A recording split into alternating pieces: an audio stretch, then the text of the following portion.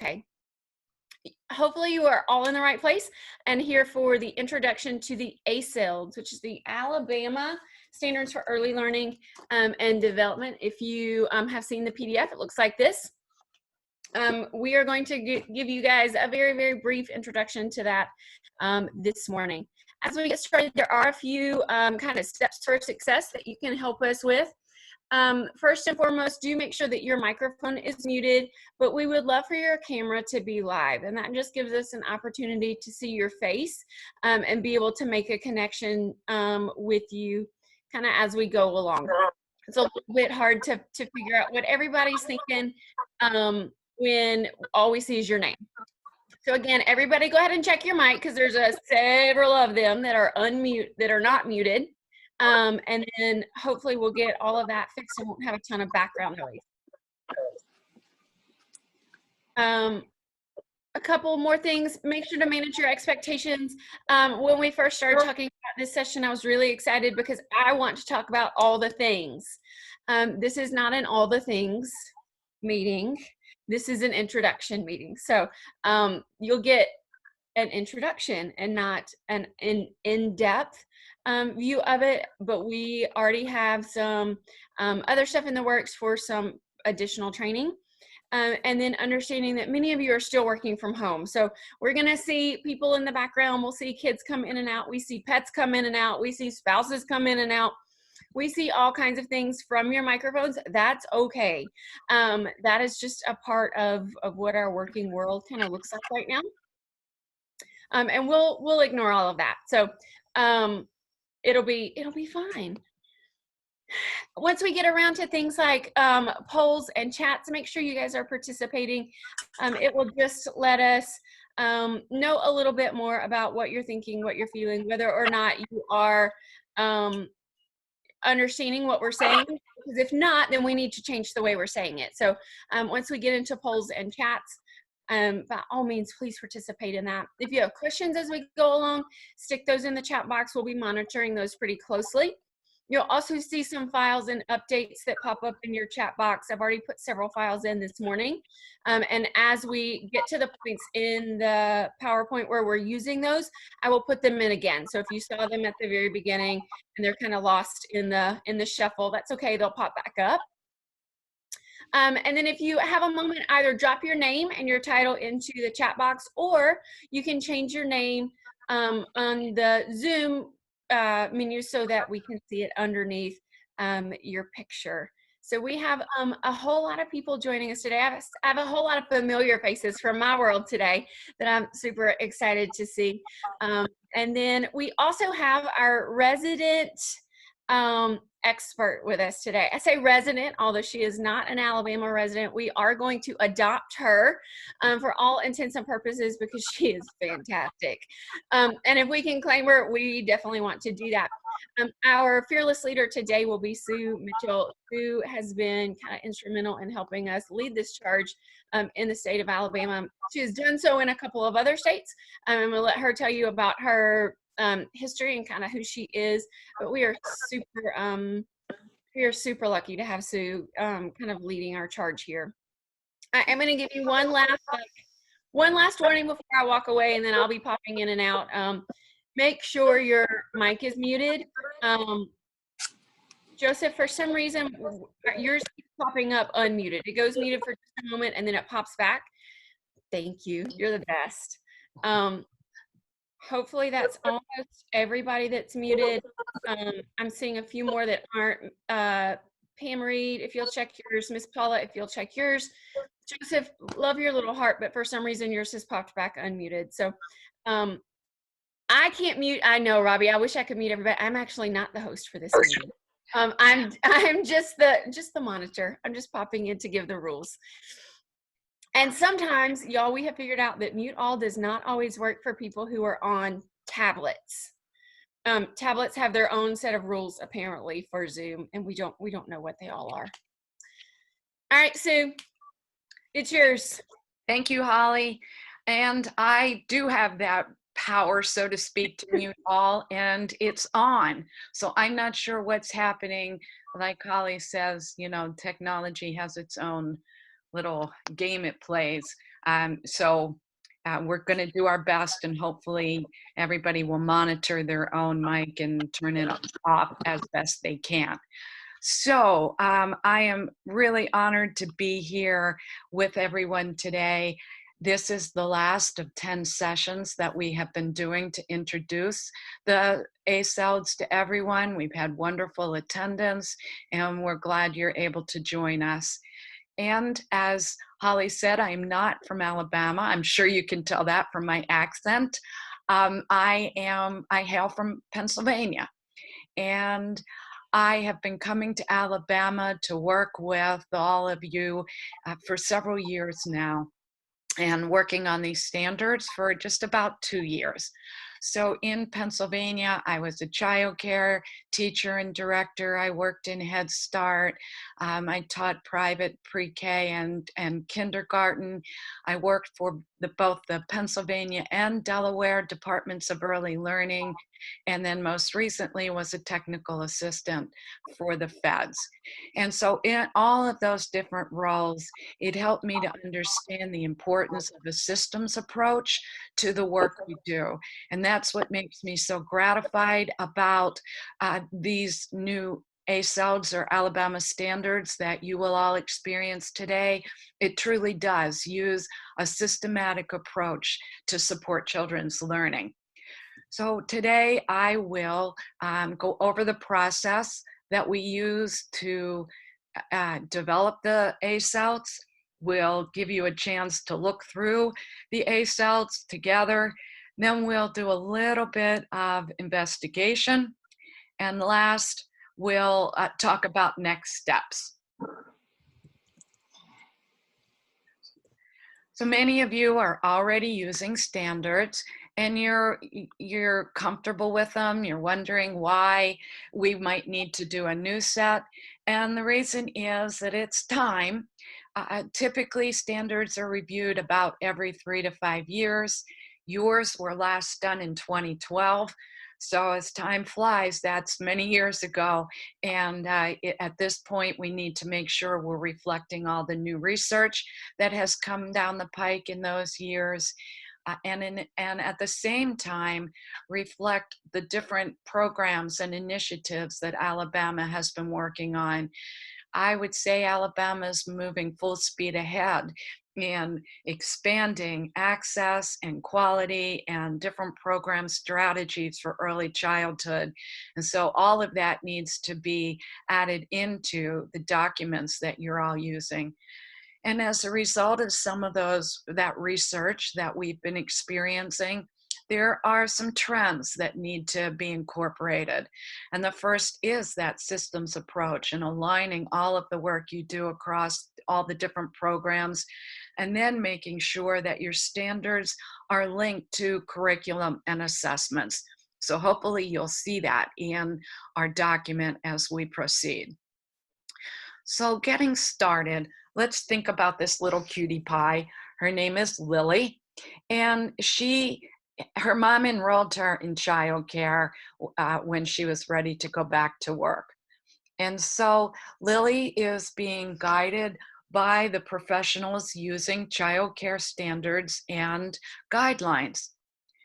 And then when Lily turned to be about 18 months old, the family discovered that she has a disability, a physical disability. And so in comes early intervention to also support her. And now Lily's being exposed to both childcare and early intervention standards and guidelines. Next, when she turns about 2, Lily's mom is fortunate enough to acquire an early Head Start childcare partnership slot.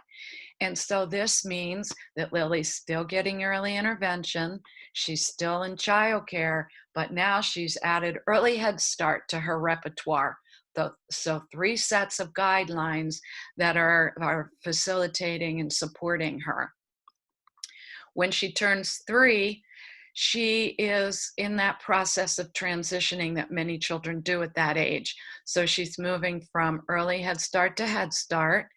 And as they were doing the evaluations for special education, it was determined that she no longer needed or special ed, that her early intervention work did the trick, so to speak. So now Lily is being guided by childcare and Head Start standards. When she turns 4, she's lucky enough to be able to participate in a first class pre-K spot, and it happens to be in a Head Start classroom. So, and she still needs before and after childcare.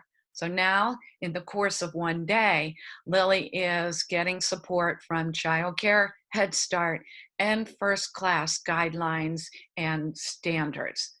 So look at this picture. In the course of 4 years, Lily has experienced 5 different programs, 5 different sets of standards or guidelines to help professionals work with her. So let's think about what that means for Lily. There may be some conflicting ways in which all of the different professionals are facilitating her learning. They may have identified different strengths and areas of focus for her. And so it could be confusing and could actually detract from her progress if she's being what I would call pushed and pulled in too many ways. When we think about her mom, she maybe experienced that same push pull. She's a really good mom. She goes to all the different conferences. So, in the course of a year, she may go to childcare, Head Start, first class conferences, and maybe even one related to special education. So she's hearing so much different information. I would imagine that it's really hard for her to sort through all of that and determine what she might think, and I'm putting this in quotes, is the right information for how to guide Lily and to even understand what's happening in her classrooms. When we step back a little bit, I and you think about the research that many of us are familiar with, and some of it that states that early childhood doesn't necessarily make a difference when children move to kindergarten and beyond. They talk about the fade out effect. And I would venture to guess that this difference in the standards use that we all have is part of that issue. So if we're using different standards, then we are measuring different kinds of information. So it's what you might hear measuring apples to oranges. And ultimately, it doesn't give us a real strong understanding of where our children are, where they've been, and where they're going, and where they are right now. This idea of blended and braided classrooms that she's experiencing, having funding from different resources, is not new. It's not unique. I'm going to bet that many of you have children that are being funded in different ways. And it will continue and probably even expand as our resources are trying to go to supporting more children having access to early learning programs. So we really need to think about this and even think about the impact it has on us as professionals. So those that are working with Lily in first class pre-K may be trying to figure out how to use those standards at the bulk of the day when she's being funded through first class, but then how does she pick up the other parts of the day, the professional, she or he, pick up the other parts of the day if the funding shifts to Head Start or childcare and she's being asked to use those standards. So there's all this conflict, push, pull that may be happening. And that's where Alabama's systems approach came in. They decided to create one document that would be able to be used by all of those different programs that you see there. So whether you work in home visiting or Head Start, first class, special education, childcare, all the different types of childcare, family childcare, center-based, whether you're a technical assistant or a coach, or even what I call knowledge mediators in higher education, any one of those professionals will be able to pick up this document and use it to inform your work with children. When we began looking at this, trying to figure out how we wanted to proceed in designing this new set of standards, we didn't want to start from scratch or reinvent the wheel. We knew that there were some strong documents already existing, and so we took them as the foundation. And we're referring to the early learning guidelines from DHR and the developmental standards from DECE, and we looked at the K-2 courses of study. So all of those came into play as we were thinking about the revisions. And at the same time, knowing that we wanted these to be used by all those programs I mentioned, we looked at the standards that guide those program types. So Head Start has a child outcomes framework. We looked at that. We looked at special education guidelines. We looked at visiting programs and strategies. And this is a big one. We made sure that we looked at Teaching Strategies Gold, since so many of you are using that for your assessment. And then last, we looked at the National Organization's Standards, WIDA, who gives us information about how to design standards for dual language learners.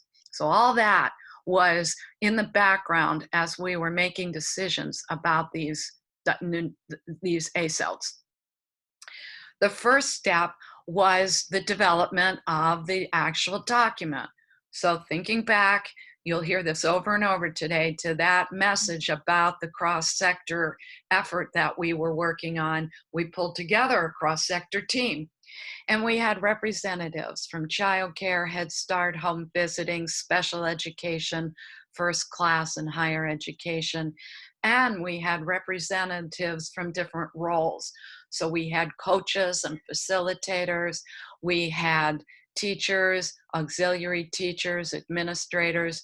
We all came together to make the decisions and design our new document. And the first thing that we did as a group was look at the national landscape. So we went back to the research that guides early learning. We looked at the research that is specific to writing and rewriting learning standards. And then we looked at all of the state's current standards or guidelines. And we went through them, deciding what we liked and didn't like about many of them, what we wanted to replicate, etc. So they were a wonderful guide. Then the committee made some initial decisions. These were important, really intentional ideas that we wanted to convey from the very start. So thinking about those language decisions, one of the first ones we had was, what do we call ourselves? We might be educators, we might be teachers, caregivers. What was the term that would reflect all of our roles and work with young children? And the committee came up with professionals. So that's the term you're going to see throughout the document that represents all of us. Then the other language decision that we made early on was what to call the actual document. So right at the beginning, the group came together. They came up with a title that was really long. It had a bunch of words to it. We couldn't get an acronym to reflect the words, and half of us couldn't remember it. So clearly that wasn't working for us. And mid-time, around the middle of our development, we came back and said we needed to look at this again. And it was a several meeting process until we got to the title that we have today. And that's the Alabama Standards for Early Learning and Development, fondly known as ASELD. Once those basic decisions were made, the group broke into subcommittees and wrote the actual content. And then we pulled that together to have our first draft, from which we then made some decisions about the design, the organization, and format. And we're going to show you those decisions in just a few minutes. The priorities that the group wanted to emphasize that you'll see all through the document are first that same message that we were creating a unified message, unified set of expectations or standards for all of Alabama's young children and professionals. Then, because we were going across these different programs, we acknowledged that many of the professionals would be coming with different levels of experience or education. And so we wanted to make sure that within the document, there is information that guides everyone's understanding of child development and what good practice looks like. And then last, as we've already talked about, we wanted to make sure that we reflected those new trends in research that have been happening in our field. So that was all part of the first step development. Once we put that first draft together, we sent it out as a whole to our committee, who reviewed it, provided feedback. Based on that feedback, we made revisions, sent it back around, more revisions, and that process went back and forth several times. Once we came up with a draft that we all could live with, it went to our national experts, who, no surprise, gave us some more feedback requiring a few more edits. Then we got to a draft that we were ready to share with the state. And so we took the draft around the state to 6 different focus groups who were invited to read the document with us and give us additional feedback. Those focus groups were at a time when we were still meeting face to face. So it was wonderful to be able to meet many of you and to hear firsthand what your thinking was related to our new document. And I'm going to show you, as we look at the pages specifically, one of the best feedback loops we got was from the focus groups, and it made a huge difference in the way we organize the standards, and you'll be able to see that. Then we're actually finishing up now public comment. So since the middle of June, we've put the full document, the PDF, up on the Department of Early Childhood Education's website. We created a page that is just all about the standards, and we offered a link to a survey that invited all of you to take a look in more depth than we're going to see today and give us your thoughts. So public comment started, as I said, mid-June, and is going to go through the end of July. So if you want to take a look, a little deeper look, you've got until through Friday to look at it and make your comments should you want to. So again, that's on the Department of Early Childhood website's Early Standards web page. Overall, all of our readers and reviewers have told us that that cross-program vision really resonates with them. They're very thrilled to see that we have moved in that direction.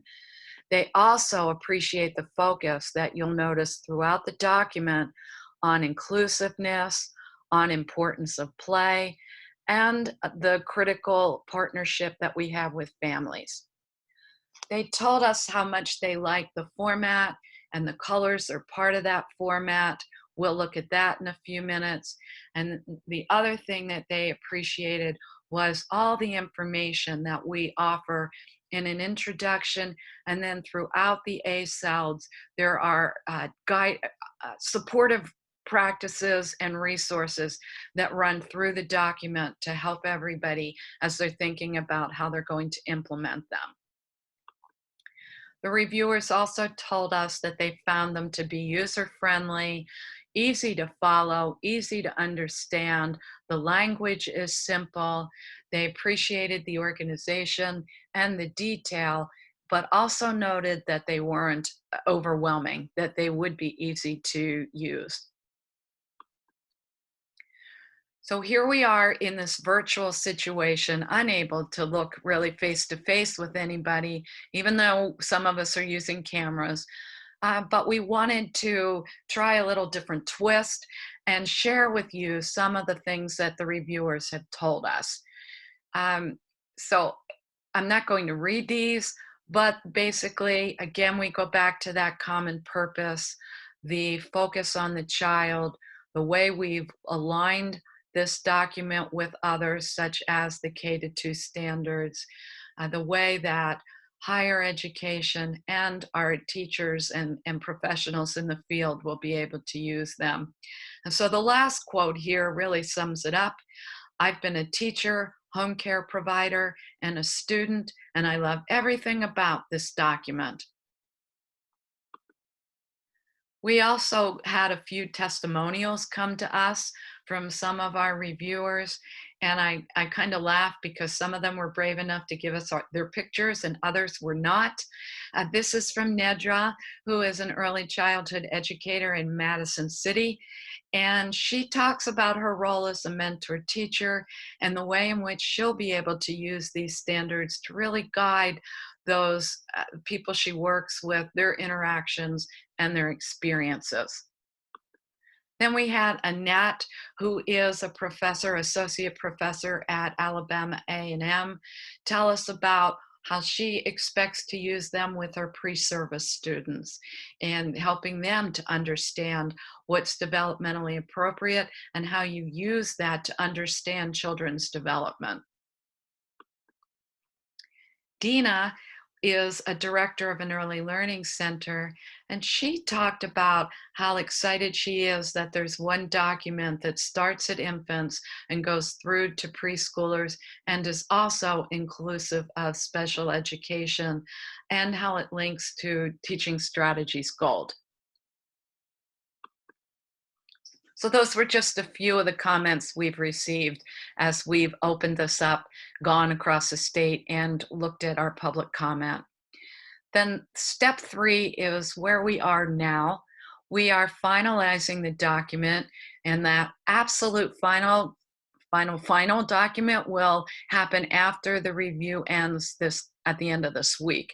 So next week, we'll make any more edits that are needed based on that feedback, and then you'll see the absolute final document. And you've probably noticed already that that full PDF, as I said, is posted, but our intent after August 1st is to pull it out and parse it out into sections that will make it a little bit easier for all of you to use and to access. And then, and this is a little beyond me, I don't quite understand how it will happen, but our goal is to make it an online version where you'll be able to click on a certain domain or age group, and it will take you right there. And you'll be able to really zero in on the kind of content that you're looking for. I also want to say we are in process of thinking about how we're going to print them, how we're going to get them out to everybody. We do expect to do hard copies. The number of hard copies hasn't been determined yet, but you should watch for that. So there will be a hard copy available at some point. So after we've printed and posted and made it available online, then we're ready for professional development, which will be up and coming. We had begun to design a series of days that would guide all of the different professional groups on how to use the ASELDs. And now we're stepping back, as you would think, and we're looking at ways to do this virtually. So we've begun to outline a series of modules that will be available online at your own pace. So you can go through it yourself and in your leisure when you have time available. So watch for that within the next several weeks. We'll also do some virtual sessions at your mega conference in October. And then based on the information that we gather as we're doing some of this professional development, we anticipate that there might be a request for some additional documents, some resources that will guide everyone, and we will develop them and put them up online too. So your greatest resource is going to be that ASELDs page that's on the Department of Early Childhood as website. And I can just ask you to check back often as we add more things and it changes. So that was the background, all that development process. And now we're going to start to take a look at the full ASELDs. So as we do that, I just want to remind everybody about the definition of standards. And they are defined as a set of expectations about what we expect children to know, learn, and do as they end a specific age level. So we're not talking about the little steps that a child might go through to accomplish a specific task, but instead that broader set of expectations that we would be looking for children to demonstrate at the end of particular ages. It's important to keep that in mind as we look at the document. We start with introductory pages that outline some basic information, some critical topics for early childhood education. And we've done that in actually 4 sections. So the first part of the introduction is about how children learn. And so we give some basic information about brain development, how that impacts our work with children and our understanding of children's learning. This part, in this section, we talk about the importance of play, holistic learning, the cultural context for learning, resilience, and we start our conversation about the importance of relationships. The second part of the introduction talks about embracing all children. So we talk in this area about children with unique needs, and we're referring to children who have disabilities, children who may be learning English. We talk about children who may be gifted, and even those with behavioral challenges. So it helps us to think about how our ASELDs and other guidelines embrace all the children who come to our early learning programs. The third section talks about the way the ASELDs will guide our practices. And so in this section, we mention universal design for learning. We talk about intentional planning, the way in which we support children's higher order thinking or critical thinking skills, the importance of integrating children's learning across domains and activities. We again mention families and partnerships, and then technology. So these 3 sections, as you can see, they're just small paragraphs, but much of the information that we put in this introduction are further detailed and expanded in a series of appendices that we'll review towards the end of the presentation. So I always say that these sections kind of wet your whistle to encourage you to read more, and you'll find those at the end of the document. The fourth part of the introduction helps you understand the organization and the formatting of mostly the standards pages. So you'll see we took some screenshots of each of the pages and then explained what they are and how they can be used. This part of that 4th section helps to define each of the terms that we use in the standards pages. And we'll look at those in more detail in just a minute. I know I keep saying in just a minute, but I promise we will get there.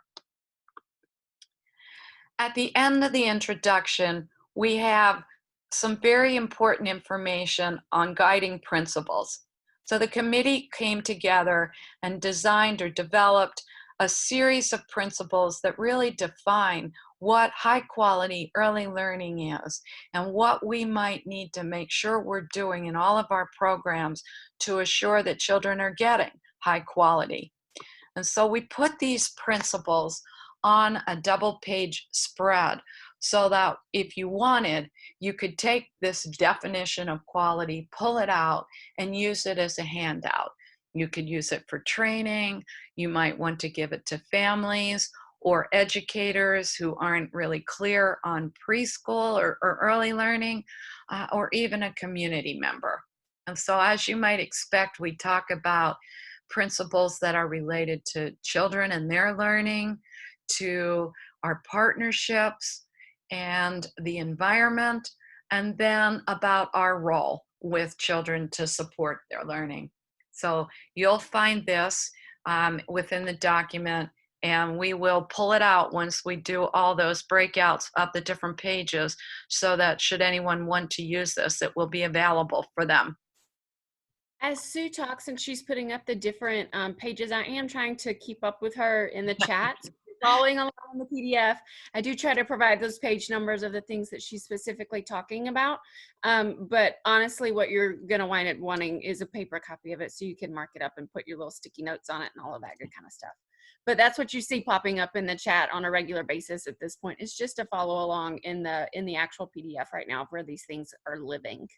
Thank you, Holly. I know I go through this quickly, and the last thing we want to do is get folks frustrated. So as Holly said, we would encourage you to at least go online and look at the PDF online if you can't download it.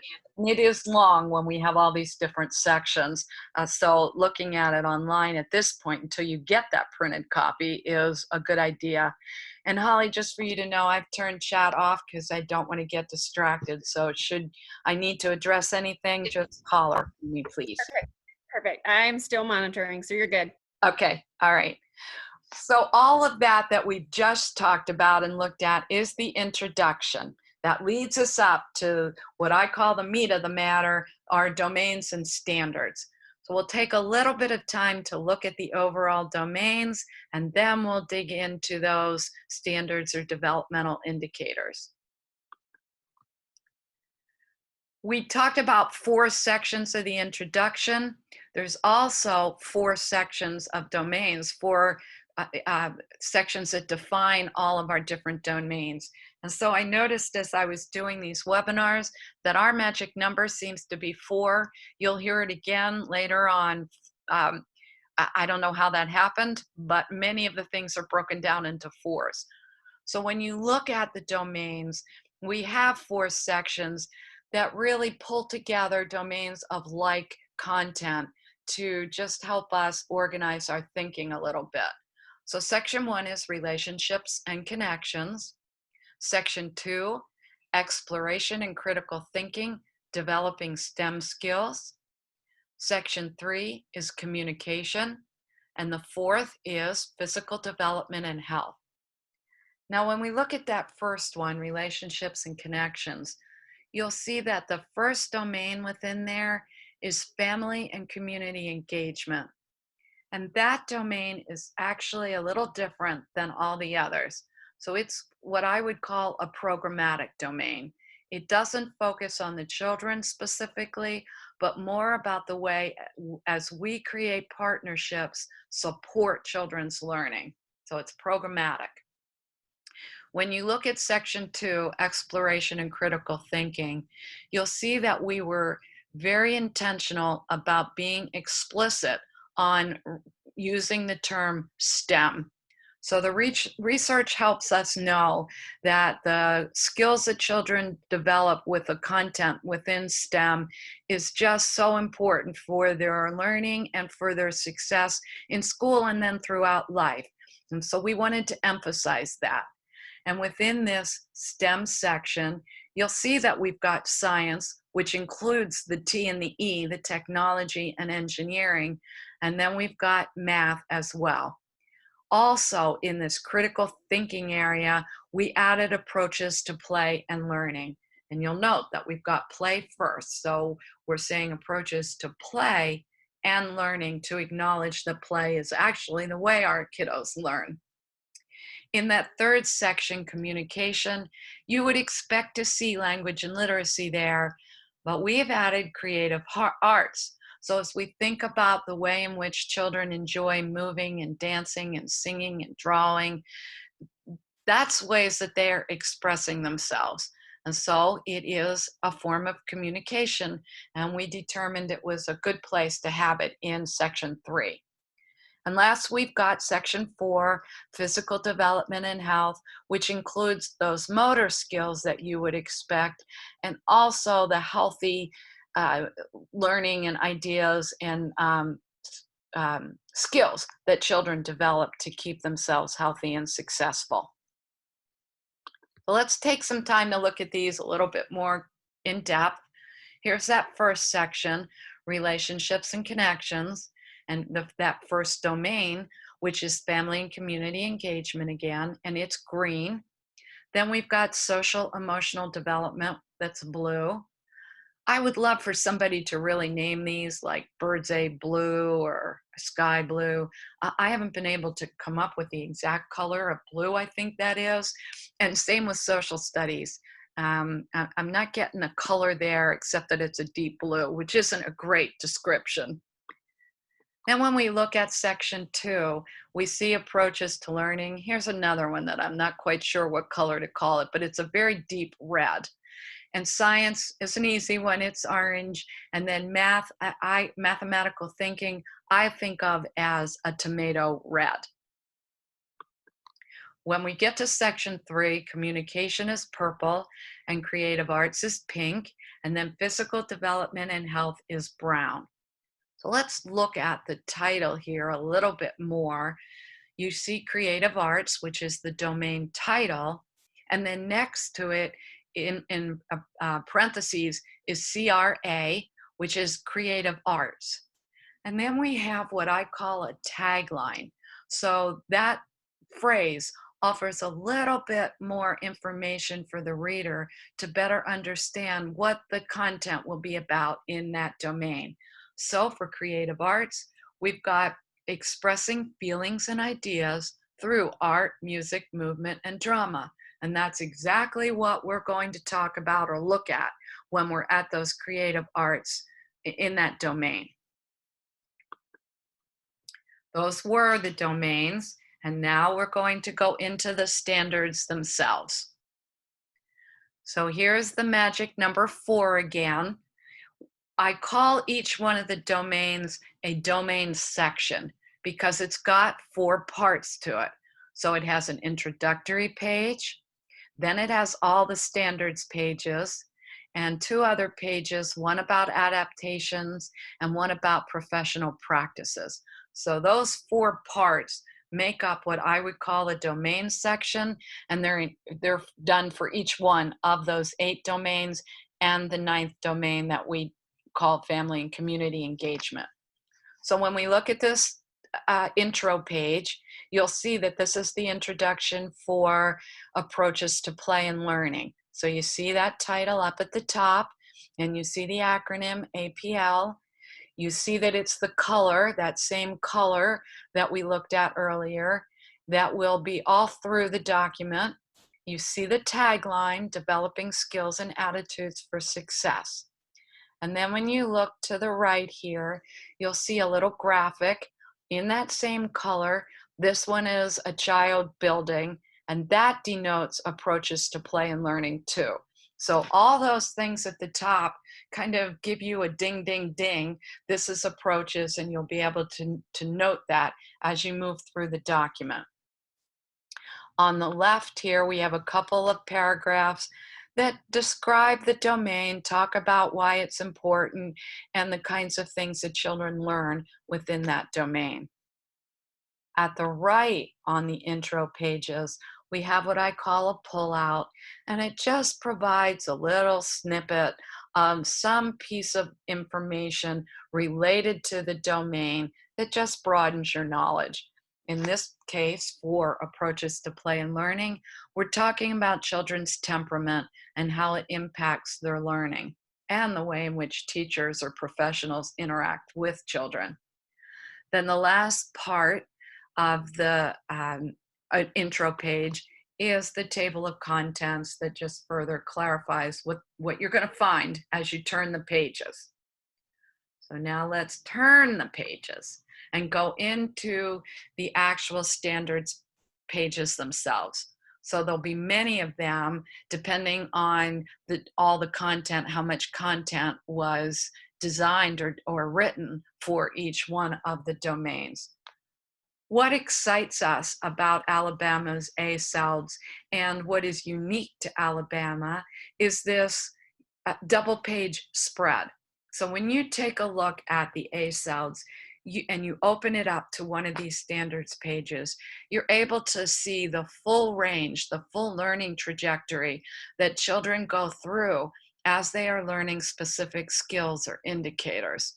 So what it enables you to do is identify through your observations and assessments where a child might currently be performing for each particular expectation, and then design your individualized plan looking forward and back. So understanding where the child has just come from in learning, where they are going to move towards, it gives you a really great understanding of the continuum of learning that children will be experiencing step by step. Also, if you look at the double page spread, you'll see that we've got some colors there for each of the columns, and you might recognize them. They reflect the Born Ready colors. So here's one of those ways that systems approach comes into a play, where we aligned our document with an initiative that is just booming in Alabama. So now let's take some time. We'll go through each of the parts of these separately. So let's look up at the top. There's that little graphic again. This one is a child on a bike, and that is denoting physical development and health, as does that acronym in the box, PDH, and it's all brown. So that triggers for you that we're looking at a page from the domain physical development and health. Now, each of the domains is subdivided into different categories or different parts of learning that children experience in that domain, and we call them subdomains. So you'll see here that this is the second subdomain in physical development and health, and it's called healthy living. The first subdomain in this area is motor skills. So physical development and health is the domain. The subdomains are motor skills, and this one that you're looking at is healthy living. Then we further define the information or content that's within healthy living through what we call strands. And this one is healthy habits. So the PDH and the 2 are signifying physical development and health subdomain healthy living. And then the A tells you that we're in strand healthy habits. So going back again to review all the way this is designed, PDH is the domain, physical development and health. The subdomain is healthy living, and the strand is healthy habits. Now let's take a look at the ages that we've got here. So think back to our definition of standards, that we're looking at expectations that would be at the end of an age range. And keeping in mind too about how children don't develop I always have trouble with that word linearly. They develop in uneven patterns. We wanted to make sure for the younger children that we offered a range of time for which children might demonstrate mastery of some of these skills. So we wanted to be more flexible in how you could measure or take a look at these. So looking at that first column, we're talking about infants, and we made the range 9 to 12 months to keep thinking about that uneven learning that they may experience. And we tell you by 9 to 12 months, most infants will, and then demonstrate those expectations below. So we say most infants because we know that not every child develops or learns in the same way. Some might do it at 8 months. Some might master some of these at 15 months. Some might master 1, 2, and 3 at 9 months, and 4 and 5 at 12 months. It all ranges. And so we gave you that range of learning.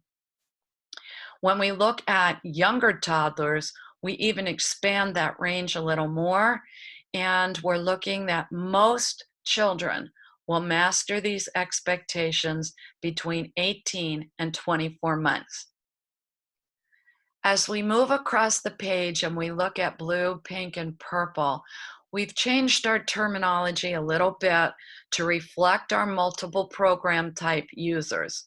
So thinking about early intervention and Part B 619, our special ed users, and our early Head Start and Head Start users, that time at age 3 is when they transition and from early Head Start into Head Start. And so we wanted to make that terminology directly reflect those transitions. So you'll see blue, older toddlers, is by 36 months or 3 years. Most older toddlers will demonstrate those skills. Looking across the page, we talk about by 48 months, most young preschoolers will tell you those skills, and by 60 months, the older preschoolers will demonstrate what you see there. You might think about the young preschoolers as in their first year of pre-K, and the older preschoolers being in the second year of pre-K. So another part that's exciting is that you can actually, assuming that you're going to have a spiral bound hard copy, and we are going to spiral bound them, spiral bind, you will be able to flip the book back and forth. So if you flip it, you'll be able to use the left side if you're an infant toddler teacher and the right side if you're preschool. While we would hope that you would look at it all together, that folding back the book might make it a little bit more, you might be able to zero in more on the section that you are specifically looking at. Now let's move down to the developmental indicators. And these might be what you think of as the standards or the expectations. So they move across the page, again, to show that learning trajectory. And when we look at the numbering, we see 2A, that reflects back to healthy habits. The I is reflecting infants, and then the 1 is the actual indicator. So that 1 carries through the young toddler, old toddler, young preschooler, old preschooler row. And at the same time, we denote the age by using the I, YT, OT, etc. So you're looking at 2AI-1 tells you that particular indicator in the healthy habits strand for our infants. This is what our focus groups helped us figure out. We had such a hard time coming up with a numbering system that would be user-friendly and that would show that trajectory, that sequence of learning, but at the same time that all of you that are denoting standards in your lesson plans or in other planning forms would be able to use it with some simplicity. And so they are the ones who said to us, let's try this. And so we are grateful to them, and it does validate that all of the review we've gotten, all the feedback has truly been looked at and incorporated into our final document. Now, when we look at the next part, the sampling of children's observable actions, this is just some examples of the way in which children might demonstrate those expectations that are above. So it helps the reader, the professional, understand a little bit about what he or she might be looking for as they are observing or working on these particular skills. Our focus groups asked us to add the word sampling here because we wanted to make sure that everyone knew that these are not the only ways that children can demonstrate these skills. They're just examples. And then that same idea holds true at the next row, our sampling of professional practices. So here are, we are giving a professional, a user, just some ideas of how they might want to modify or add materials to their environment, how they might want to talk with children, or create activities that would help them learn or develop these particular indicators. So there you have it. Those are the standards pages. That's what you'll be using as you're working with children. And this is the feedback that we've gotten, that people are so excited about this the double page spread that shows you the learning across ages.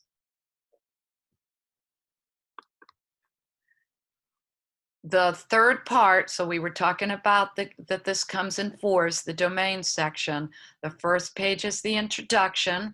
The second set of pages are the standards. And this is the third page, adaptations and accommodations. So most of us are working with children who are developing typically, and we may have a few children who have unique needs in our programs. And at the same time, many of us have not been formally trained in how to work with some of these unique needs. So our friends in special education helped us pull together these pages, one for each domain, that offers some ideas of ways that you might be able to adapt or accommodate these children that have unique needs. And they've given ideas about changing the environment or adapting it, adapting your schedule and routines, making accommodations through specific materials, or within the actual activities that you do with children. The fourth page of each domain section are the foundational practices. So this expands on those professional practices that you saw at the bottom of each of the standards pages, and helps a professional just think a little bit more broadly in the way in which she or he designs the environment, instructional ideas to support the domain. We've also included children's books here, adult resources that pertain to the domain, and here you see again some more focus on family engagement, offering some ideas that programs might do with families to help children learn this particular domain.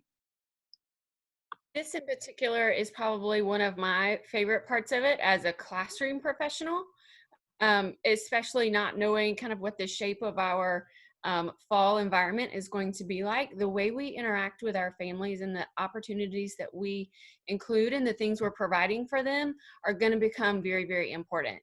And if we all kind of have a similar starting ground for that, I think it makes it much easier to walk through. And then when you think about individual programs, particularly programs like Head Start, where that homeschool connection becomes very important, and that's one of their standards, is that they are sending activities home each week. This just gives us all the same kind of starting place, a chance to say, look, here's some great books you can share with your children. Here's some, great activities you can do. And you don't have to, you're not alone in kind of trying to pull all of that together. So this particular piece is probably one of the parts of the standards that I liked the best, because it was an opportunity for me to pull some resources together in a way that I was not feeling like all of the burden was on my shoulders when there are already so many other things that are up in the air. So especially coaches and monitors, I think this is a great piece to share with your teachers. And then for teachers, I just think it's a great resource to have some ideas. Thanks, Holly. I appreciate that feedback. Let's think back a minute, way back to the beginning of our presentation, where we talked about that ninth domain being a little different, that it was programmatic. So we've got a screenshot here, a slide that shows you how this is designed differently. You'll still see that the green references this particular domain as family and community engagement. You'll see that this is strand 2, program, climate, and environment. Excuse me. And now we go and look at the way in which a program could design policies the kinds of policies or ideas or strategies that a program could put into place to really help make a welcoming, warm environment for their families. Then the second section here, policies and practice, helps you to think about what would that look like if I truly was putting those practices or policies into practice? What kinds of things could I do to make a warm and welcoming climate? And then that last part, families experience, helps us think about how families might feel should these practices be in play in their programs. Again, really promoting that good partnership that we need with our families. And one more part in the standards, there are a few pages within the language and literacy domain that speak directly to our dual language learners. So we went back to WIDA, that national organization, and pulled some information that they share on the way in which our dual language learners are learning language. So you'll find a few pages like this in both the receptive and the expressive parts of our standards to get us thinking or be a little bit more aware of the progression that children go through as they're learning English. Real quick, here's a few more testimonials. Barbie has been a wonderful partner with us, being part of the committee and facilitating focus groups and all that good stuff. And she talks about how she's going to be able to have in one place developmentally appropriate practices. She'll be able to pull that together with curriculum and supports and walk it through with her pre-service students. And then our last testimonial comes from Melinda, who's a Region 5 monitor, who talks about how pleased she is that this aligns across all our different programs and how that will make it much easier for classroom professionals in their planning, their teaching, and their assessing children. Well, you've heard me talk for quite a long time, and now we're going to just take a little bit of time now to do an activity, get you busy. And this one involves some polling. So I've been told on some of the webinars that not all of you are able to see the polling feature when we put it up. And I went to Zoom, did a little bit of research, and found out that most likely you've got some kind of a pop-up blocker on your device that's keeping you from seeing the poll.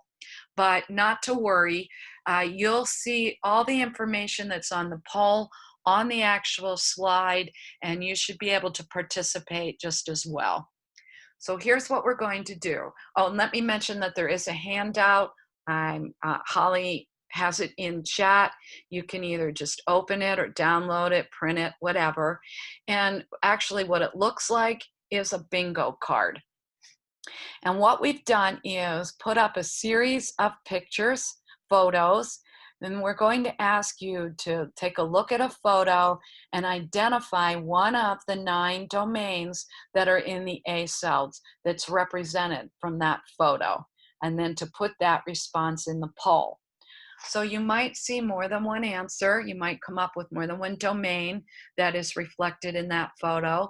We're going to make you choose one. So you can't, click on all that apply. You have to go to one. And there's no right or wrong answers. This isn't a test. It's more, I think, a fun exercise to get familiar with the domains and to think about the way in which children learn. So with that in mind, let's give this a whirl. This is the first photo. So take a look and tell us which domain you think is reflected here. And then remember to push submit. We'll give you about 15 seconds. It's kind of a think fast kind of deal.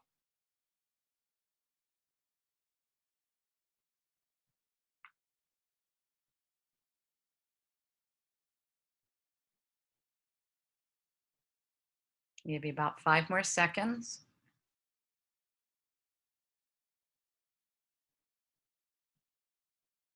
Okay, here we go. Let's take a look at the results. So you see we've got social emotional development, social studies, approaches to play and learning. Most of you chose science, exploration, and knowledge, and creative arts for this picture. So within this cute little one picture, look at all the different domains that this child might be learning information from so many different domains. So I'm going to challenge you a little bit more. If you're able to keep track of the different domains, see if you can get all 9 of them by the time we're finished these photos. Try not to duplicate one of the domains as we go through. So that means that you might need to take a step back, be a little bit more creative in your decision about which domain you're going to pick. Think a little bit outside the box as you make that next decision. Here we go with our next photo. What do you think here? Go ahead and push submit.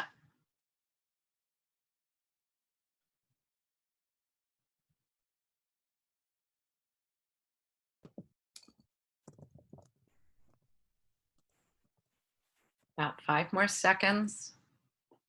Think fast. Here we go. Let's look what you got on this one. Approaches to play and learning, mathematical thinking, language and literacy. Oops, I'm sorry. I need to scroll down and get to physical. Creative arts, and look at all those that chose physical development and health. So we're not going to really review these, spend much time on any of them until we get to the end. And at that point, we'd like to know what your aha moments are, what you're thinking about this activity. Let's look at the next one.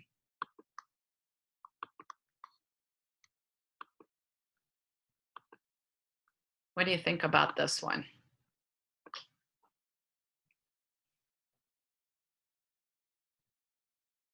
This one might be my favorite picture. Yeah, I like this one too. You know what other one I like. We'll get to that one at the end. Okay, about 5 more seconds. Lots coming into us. Here we go. We're going to end the poll. Holly, want to put your thoughts in when you see this?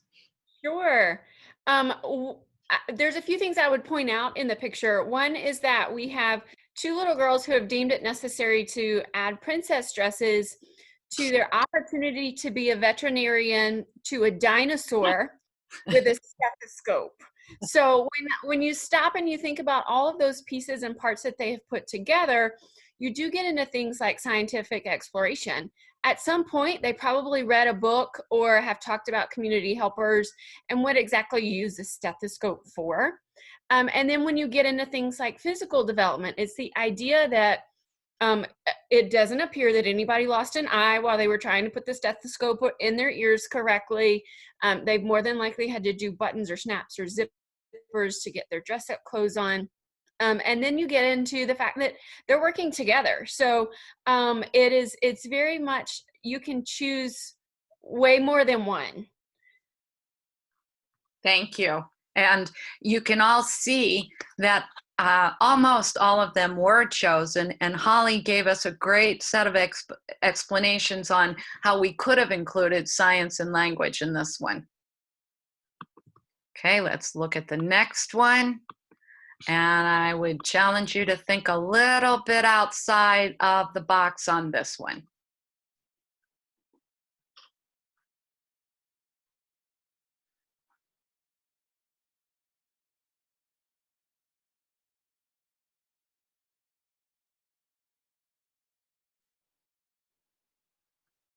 Five more seconds. Some of you are being very thoughtful. Here we go. Let's take a look. Okay, not surprising. We've got family and community engagement here. Also social emotional development, approaches, language and literacy, and creative arts. So we're making an assumption, or I often do when I look at this, that it's a teacher and a parent. Some folks yesterday talked about these might have been sisters or family members that were dropping a child off or greeting them together. So it's really our perspective on what we see in this picture. And I think that's a really good point when we take this leap from planning to assessment. When you think about your documentation, you need to be specific in labeling your pictures. This was mom was dropping off to making the transition to teacher, or this was a community helper who had dropped by our classroom to talk about whatever. Because depending on what that actual activity is, changes then the way that we've planned through it. It changes the way we can document it. It changes the way we can add it to our assessment standards. So you've really got to think about adding some details to it, because just the picture does leave it open for all of these different opportunities. Again, great information. And I'm going to give you a little plug. That's the kind of information that we'll go much deeper on when we are doing the professional development. Okay, let's take a look at the next one. Remember, you're trying to fill up your bingo card. And if you're not able to see the polls, I've got my chat closed, but Holly's monitoring. You can always put your thoughts in chat. Okay, a couple more seconds. Oh, Holly, there I go. I wrote on it again. I'm trying not to touch that. Sorry, everybody. You'll see my scribbles at the bottom. I don't even know how I do that. Okay, let's end this poll. We're going to share results. Well, look at that. Almost all of you looked at this one as mathematical thinking. One of you looked at it as social emotional, which is actually where I go for this photo. Some of you looked at it as approaches to learning, and one person looked at it as exploration. So, And I go to physical development almost every single time because of the way they had to stack the blocks. yep. And the way you love to talk about language and literacy, there's a lot of that going on there too. Okay. I've done about what 6 of these together now, so we know enough about each other to be like, oh, I know what you see. But that talks about team planning, right? So when you're working with a partner to talk about what you're observing with children and how you're going to support their growth, that's the kind of thing that makes it all good. Here we go. We're getting to the end of these now. What do you see?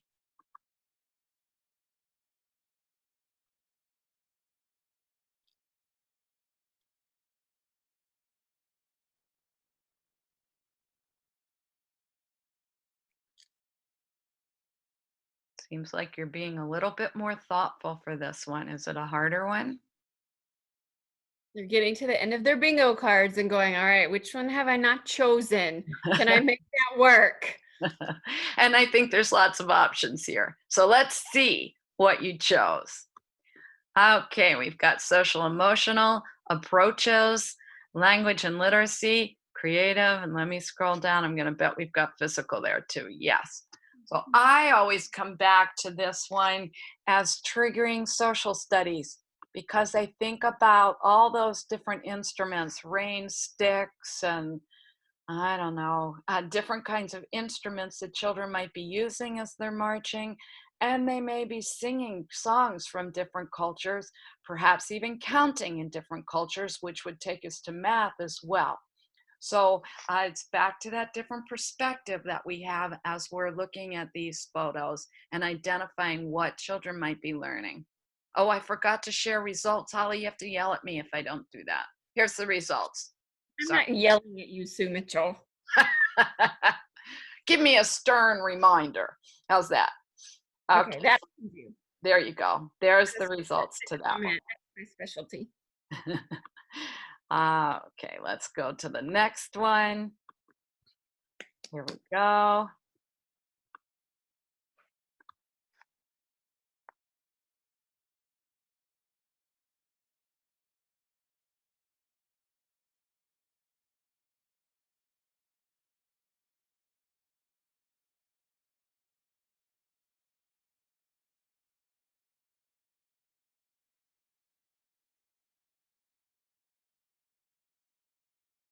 Okay, 5 more seconds. Let's take a look. Well, and not surprisingly, we're looking at social emotional development there, social studies, approaches, language, and physical development. Lots of different things that you might determine children are experiencing as they're sitting happily on that bench.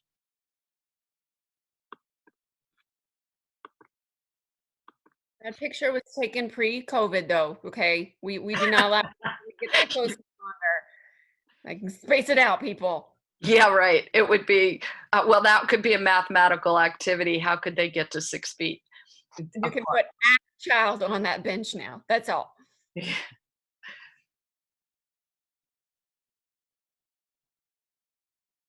Oh, this is another one of my favorite pictures. Okay. Now I'm going to let you tell us why in just a minute. We've got some good thinkers here trying to figure it out. Okay, I'll They're give you, really all my favorite though, because they're pictures of kids learning. So, you know. here we go. Take it away, Holly. Ah, of course it's language and literacy, but think about all the other things it can be. Do we have any idea what types of books or literature they're engaging with? No. Is that our job in the classroom? Absolutely. So if I know I have a hole in my teaching or in my curriculum or in my assessment where I go, you know what, I just need a little bit more, um, another place to introduce families. Great. The books in my classroom then are going to revolve around families, or they're going to revolve around sharing, or it might be a teacher created book on mask wearing because we're going to have to talk about that in our classrooms. The same for scientific exploration. Anytime that we are introducing children's literature to children, we can take that and it changes their world, and we can do that very purposely without standing over their shoulder to immediately teach over what they are already learning and exploring through by themselves. Thank you. Okay, oh, I didn't share results, or did I? Did We you? did. Yes, we did. Okay, all right. Here's one of my favorites. I just think this little guy's an entrepreneur at a very early age, and I keep wondering how he got his hands on $10 bills.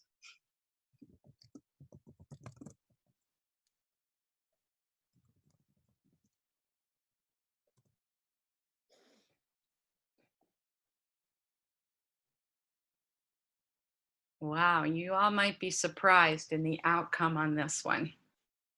1 more second. We've never talked about the fact that maybe he's a little pickpocket. Which I'm going to say, hang on 1 minute, Wes, I share the results. So if that's the case, we could have been clicking social emotional development, and Right. then all of the domains would have been represented.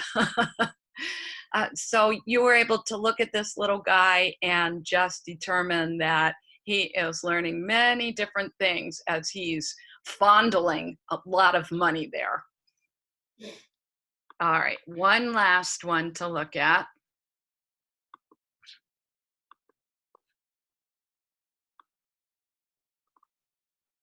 This is picture number 10, so you should be pretty close to closing out your bingo card if you've been keeping up with that, because there are 9 domains and this is picture number 10. So hopefully you can figure out a way for this one to kind of close some of those gaps. That's why we gave you an extra one here in case you do have a gap. One to grow on. Okay, 3 more seconds.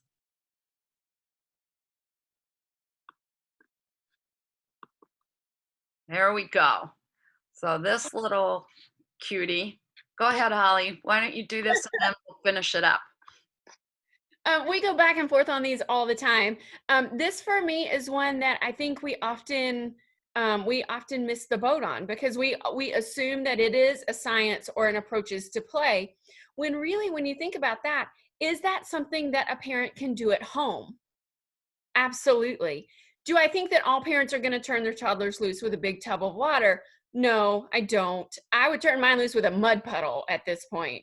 But what I do think is that they can have some of the same conversations and the same exploration at bath time, or when they wash their hands when they come in the house, or whatever the case may be. So I think sometimes we go with our first instinct and we don't necessarily go with, well, how do we include our families and our communities in that? And we miss an opportunity to expand some of those connections, because if I'm teaching it at school and parents and families are teaching it at home, it's much more likely to link up those kind of brain light bulbs and stick with a kid. Okay, so what does anyone want to share what their aha moments were? What kinds of insights you have? And Holly, I'll let you go with this. Sure. Now, I know many of your faces, and I know that there are several of you who are not shy people. So I need two aha moments before, and then I'll give you mine with a little bit of understanding that I've done this a handful of times now.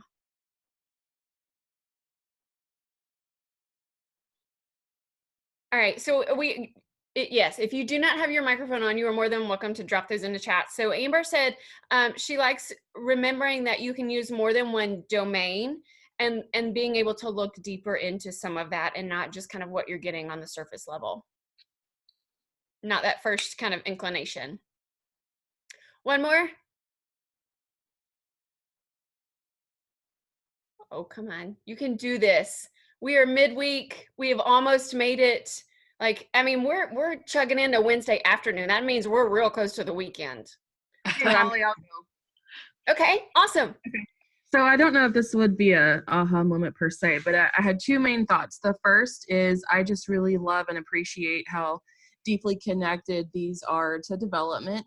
And then second, as we were through this, I enjoyed it, and it gave me a nice perspective on doing this with students. And folks, when they look at it, they bring forth maybe their worldview or set of experiences. And so, having thoughtful, meaningful discussions surrounding that as we examine our knowledge of DAP and how we best support children. So I don't know if that's necessarily what you're looking for specifically, but there you go. It is. So for those of you who didn't recognize that voice, that's Dr. Kimberly Blitz. She's at UA in the Child Development Program. And so she's a great resource, by the way. And then we also, Joni says in chat that to remember again that the pictures don't tell the whole story. My aha moments kind of change every time I do this. And the two that I kind of keep rolling back to are both sides of that table. Is that sometimes I overcomplicate things. I look at it and go, oh, it's got to be 9 things. Let me choose. And this one, and this one, and this one, and this one. And then sometimes I don't give it enough thought and go, oh, what else could it be? There's a fine line of balance there between thinking outside of the box and overcomplicating it with our adult brain. But in kind of light of what Dr. Butch said, is it also tells us where our own personal kind of preferences are. If I happen to be a teacher in my classroom and I really depend on children's literature, what I find is every time I look at a picture, I'm like, oh, how does that link to children's literature? So when we think about things like team planning, that does become very important. I do the things I'm really good at, and I have a co-teacher with me who does the things that she's really good at, and then we fill in the gaps. Knowing what you're good at and what your strengths are and what you naturally see becomes a really big part of the way we plan and the way we assess, and then the way we go forward with how we change the things in our classroom to cover the gaps that we have. So Holly, if I can interject, yesterday on the afternoon program, one of the teachers or one of the people on the session looked at that first photo. And for all the times I've looked at this, I developed this webinar, you can imagine how many times I've looked at it. She talked about how she looks at the squares in the sidewalk, and that we could talk about rectangle shapes and the feel of that, the sidewalk or path. I had never seen that. And so that's that different perspective. That was such an aha for me. I looked at that many times and did not appreciate that part of the math learning that could be happening there.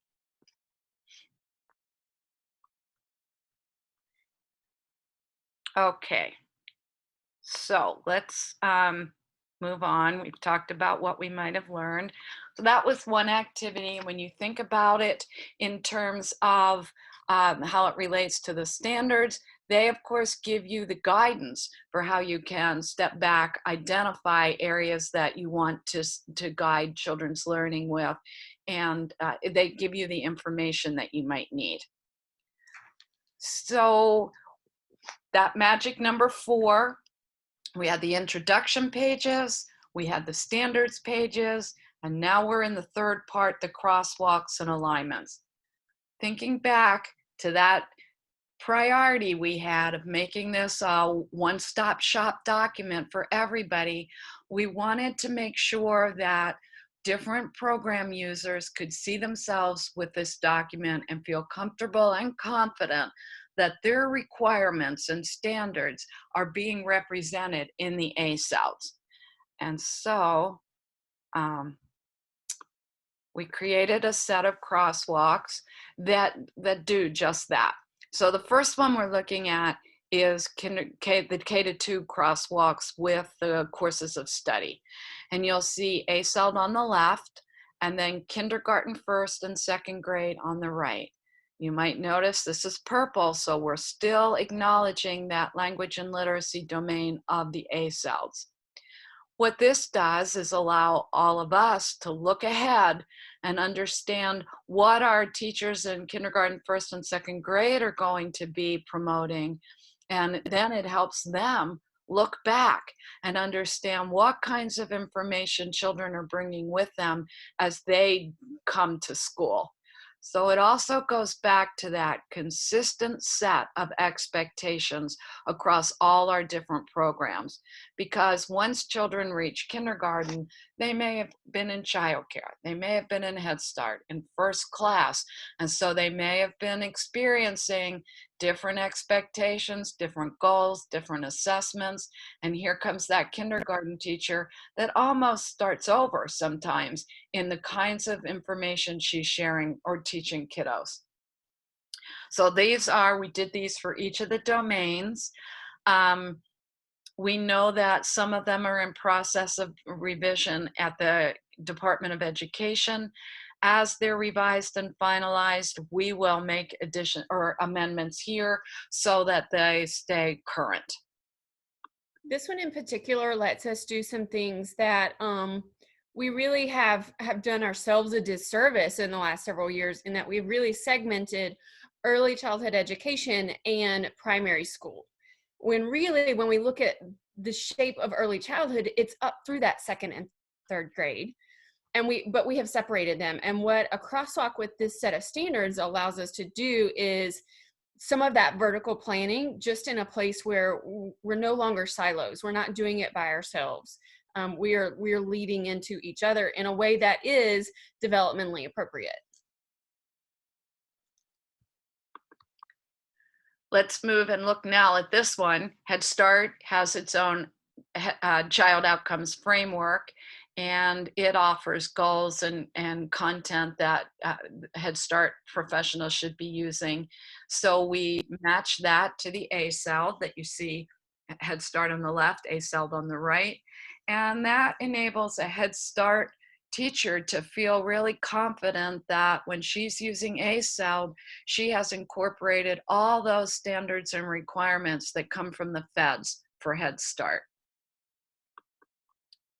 Same holds true here for, this is the crosswalk to DHR's early learning guidelines. ASELD is on the left, the guidelines are on the right, gives the current guidelines users confidence that when using the ASELD, they are also covering the information that has been previously used in the guidelines. Early on, we've talked about family engagement. Holly talked about the importance that Head Start places on family engagement. And you'll see here that we aligned that family and community engagement domain with many of the different standards and guidelines that are out there for engaging families. So you see the Head Start performance standards, then you see their community framework. They have a parent, family, and community framework that is just wonderful if you haven't looked at it. There's the PTA standards that many school districts use.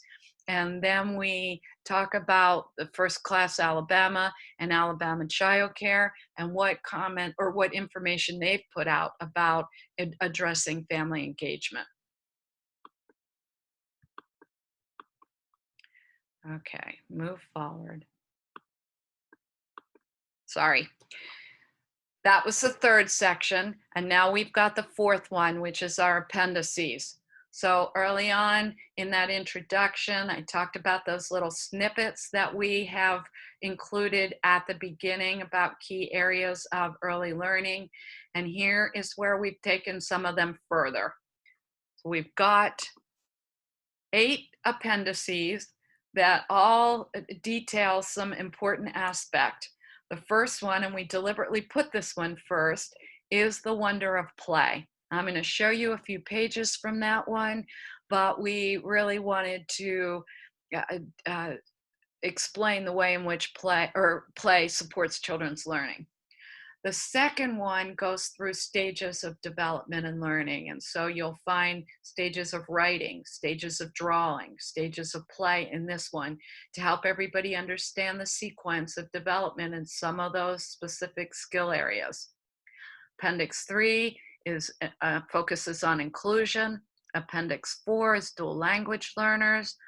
5 is one where we talk about the importance of movement and physical exercise in our programs. We break it down from infants through preschoolers and talk also about exercise and obesity and outdoor play. Appendix 6 is one that we hope gives some information to those of us who are unclear about the use of technology in our programs. We've seen lots of different research and comments about should we use technology? Is it appropriate? Isn't it appropriate? What age? How does it look?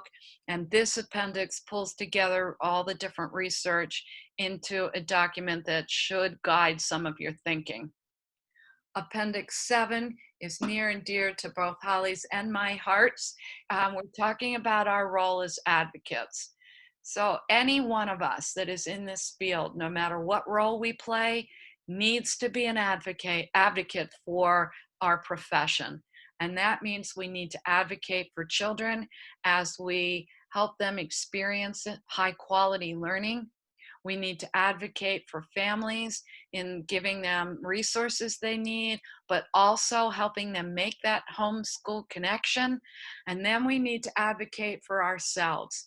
We've come a long way in making in helping others to see the role that we play, its importance in children's learning as they experience birth through college learning. But we have a ways to go. And I think all of us need to be familiar with standards and curriculum and assessment, use a professional demeanor in our programs to advocate for this important part of children's experiences. So that's my soapbox. And the last appendix is 8. We pull this one directly from NAEYC's position statement. It's on advancing equity. It's an incredibly important topic, and nobody could have written it better than NAEYC. It's quite detailed and gives a lot of information. Also, at the back of the document is a glossary that defines a bunch of different early learning terms. And then we have a set of resources and references that the committee used as they were developing the ASELDs. Here is, I'm going to do this quickly because I think, Holly, we're going to run out of time. Here are the stages of play. That's within the play appendix.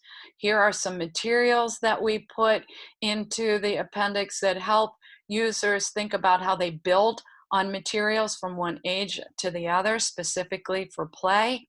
Then we have this graphic, we got permission from the designer to use it, that although it's cartoonish, it really provides some information about how children are learning or what they're learning in specific areas. You may have seen this already. This will be one of those pieces that you can pull out, print on its own, and give to families, uninformed educators, etc. Here's the technology. That's what that one looks like. Okay, so Holly, we only have 20 minutes left. Do you think we should just do this all together instead of as breakouts? What do you think? I think that would probably be the most effective. Okay. So, that's all about the flexibility that those of us in our field need to have all the time.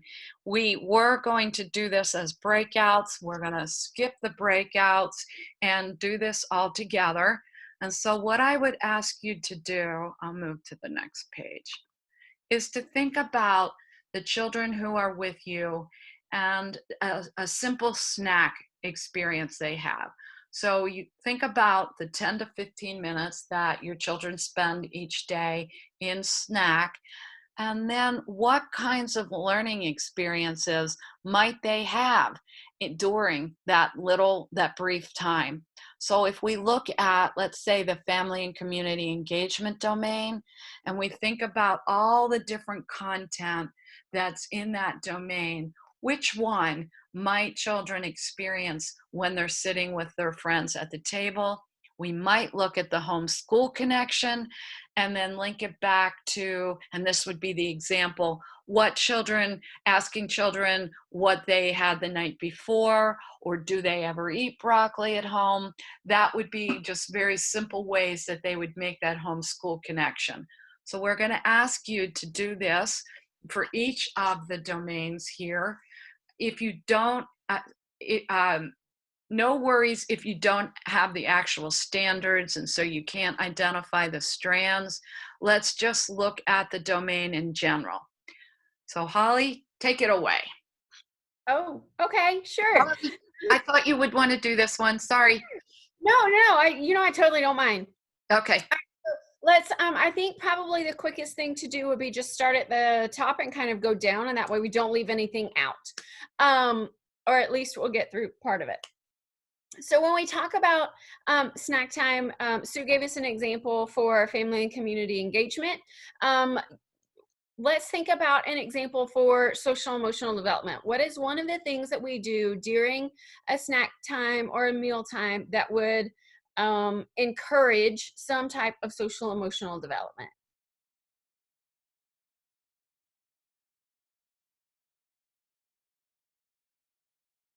You could open your mic and tell us, or put it into chat.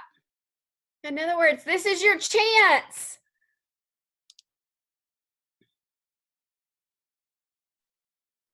Okay, I'm gonna, she might get mad at me. Hey, Robbie, will you give us an example of social emotional development we might see during snack? Oh, we've got a few in chat now. Good. Okay, so if you, Robbie, you're muted, by the way. I know I can put Robbie on the spot because she's one of the people who's fantastic at her job and doesn't usually get mad at me when I do things like that.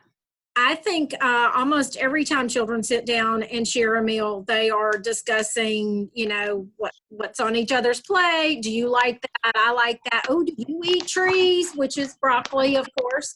So just that interaction, and of course that could be language too, I guess, but definitely the interaction that children have, like you said, do you eat that? We don't eat that at our house, and that sort of stuff. Do you like it? Do you not like it? And so when we think about things like, do you like it or do you not like it, then we also need to think about the fact that now we've added a math element into our meal. Okay, well, let's count how many friends like it and how many don't like it. Which group has more? Which group has less? Before you ever start that, if you say, ooh, I wonder if we could guess which one is going to have more or less. Well, now we've made a hypothesis. Now we've snuck some science in there too.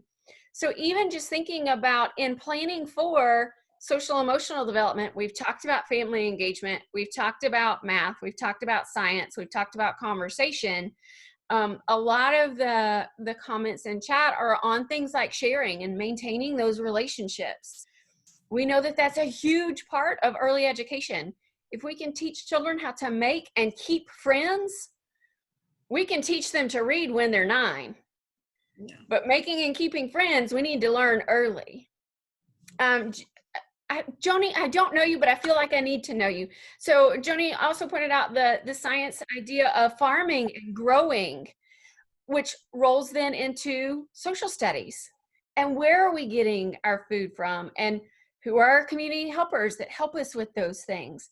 So we've already knocked out a good portion of every single domain. Let's look at creative arts. What might we talk about? And Angel, I think this goes back to maybe what you're saying. Angel in the chat, and I don't know if she has her mic on, it says talking about the 5 senses. That's very much a part of creative arts, is talking about how things smell and how they feel and what sounds they make. But yes, before Corona, we could have jobs. We might be testing some limits here. I'll be really honest with you. I haven't quite figured out a way to social distance everything in the early classroom. We're just probably going to do a whole lot of hand washing. But motor skills, even before, thinking about, even if they're not doing family style dining and we're not talking about serving each other with spoons out of the same big bowl, then we're still talking about things like opening your milk carton. Y'all, that is a feat unto itself. When you get to the point in the year when everybody can unwrap their silverware, open their milk carton and their ketchup packet, your life has now changed. So when we think about all the things that we do with just snack, and I say that very specifically when I say just snack has given us all of these opportunities. Well, think about all of the other just times in your classroom throughout the day. Oftentimes when we think about lesson planning, we're thinking about the big parts of our day. We're thinking about whole group, and we're thinking about our specific teacher-led small groups. We're thinking about maybe our outside play. But when we think about the just times, just snack time, just transition time, just hand washing time, just restroom time, just arrival and dismissal. But if we can add all of these opportunities into those, then we don't have any just times any longer. We have just school days. We just have opportunities for learning. So thinking about how we can integrate those things is often not because we haven't always integrated them, but it's because we haven't always documented that we've integrated them, or we haven't provided assessment on the way we've implemented them, or we haven't even specifically planned on how we implemented them. It just happens to be a part of the fact that we tend to juggle 19 things in our classroom at one time. So when we look at things like a new set of standards, we're really not looking at changing the way that you do things. We're talking really about us all speaking the same language, so that when pre-K is in one room and special ed is in one room and Head Start is in one room, and we start talking about the things that we do, we're all doing it with the same language. Because I can sing a really pretty song, and Kim can sing a really pretty song, and Miss Stephanie can sing a really pretty song, but if we're all singing different songs, it's probably not going to sound real beautiful. But if we're all singing out of the same hymn book, that's a whole different conversation. So really, that's probably one of the biggest ahas where you go, oh, this is what we were already doing. Now we're just putting common language to it. I'm not asking my parents or my teachers or my administrators or my college students to change everything they do. I'm just asking them to label it a little bit differently. So Holly, Robbie has mentioned that another time of the day with transitions, you can Yes. do much of that, which I kind of smiled because that's what the next slide is all about. You guys read our minds. Wendy says high quality interactions make a difference. Yes, ma'am. That is the whole point of early education, is that we are providing those high quality opportunities for language development and physical development and connection. If everything we do, we add connection and meaningful conversation and interactions, then we have done our job. So I'm trying to think how to even follow that. It was so, that was great, Holly. You know, I get on my soapbox and then it's all over because she can't like come back from the rabbit trail I take. But I do want to call attention to Robbie's comment and then this particular page slide. So we gave you the document again, the little handout for you to think about your transitions or other routines, parts of the day that we don't typically intentionally plan for or think about way that they can be used as learning experiences. Think about diapering, hand washing, or line gathering. All of those, if we just step back a minute and think about how we might be able to ask a question or make a comment, we could really be growing children's learning. So I often reference when I was an infant toddler teacher and, you know, that dreaded diapering. And for me, it was dreaded. It was just hand wash, diaper, hand wash, diaper. And I would almost line the kids up. It's time, you know, get your diaper changed. If I had stepped back a little and spent some time smiling with that baby, tickling, doing a little bit of exercise with their arms and legs, talking about the clothes or their body parts. Think about all that child could have experienced in addition to that better relationship building I would have had there if I had just spent 2 minutes instead of 1 minute diapering each child. So it goes back to intentionality, knowing your children, looking at their learning from all these broader lenses.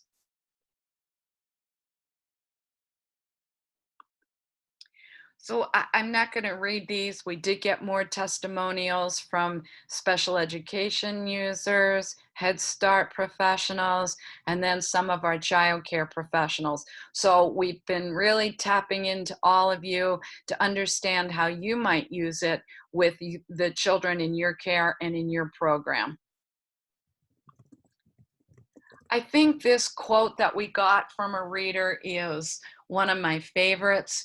It says, "This document will help to unify the Alabama early childhood system by allowing individuals and departments to see we are not an island to ourselves, but rather we are interdependent on each other. We are all better together." That validates the goals we had for ASELDs and helps us feel comfortable that we achieved them. We've talked early on, I know Holly's put it in chat probably multiple times, where you can find the document. I want to remind you that right now it's just in PDF. So when you look at it, it's long, it may be overwhelming. Hang back a little bit and check back in the next couple weeks. It will be broken down into more manageable parts for you and that you'll feel more comfortable using. Also, watch for all those other resources we talked about. They're going to go up there, the dates for professional development, how you can register, additional resources as we pull them together, maybe more crosswalks. All of that will be coming. So the best advice I can give you is check back often. Hold on. What? I'm sorry. Hold on. Just hold on and we'll get you all of the pieces of it you need. But at the same time, if there's something that you think, wow, we could have really used this alignment or this piece of information would really help us, let us know. We want to hear from you. As you begin to use these, let us know what's working, what might be a little bit challenging, so that we can better understand how they're happening in the field. That being said, we've gotten some questions about, do you need to use them right away, or who's going to guide you in that? And I would send you back to your administrators. We're not expecting that for this school year, starting next week, you're going to use these standards. You could, but it's not a requirement. Each of your program administrators will tell you how they want to transition or grandfather into the use of these. So no panic about, I need to know these and be able to use them in lesson planning next week. That's not the case. It will take us a long time to roll out the professional development and then to gradually see how you're adding these into your planning. I also want to tell you that we had questions about credit, using or getting credit for these sessions. If it's not on the web already, you can again check back, because the code for PowerSchool is going to be put there. So we know that this needs to happen, and another one of those, hang on, it's coming. PowerSchool will be the way you can document that. And then I have all these notes on what I want to remember to tell you. Public comment ends August 1st. So if you'd like to go in and look a little bit more deeply, please do, and take a link to that survey and give us some information about your thoughts. We're also seeing things in chat, and that's so well appreciated too. So let me see. Yeah, here is, should you need to reach out about anything specific, you can go to Jeannie. She's encouraging you to put your comments into the survey at this point until, so we can gather it all and make some good decisions. She has been who I say is my partner in crime. She's been Alabama's facilitator of this process, and she's been wonderful to work with, along with everyone who has been part of the committee or attended the focus groups or even these groups. It's been so wonderful to meet all of you. So we have 5 minutes. Is there anything else you'd like to put in chat to help us, or even open your mic and tell us about your initial reactions or thoughts about what you saw today? The only other one that we have gotten several questions about is for those of you who are in the pre-K system and you go, well, how does this work with GOLD? There is a crosswalk that is coming for that, we hope, by the end of this week, and maybe next week at this point. So this will work in conjunction with the GOLD assessment that you're already doing. It will not replace GOLD. You don't have to walk away from the GOLD experience and the GOLD training that you have. They will work together. And we've been really, really purposeful in trying to get that. We did think that was going to be here a little bit earlier than what it is, but it's coming.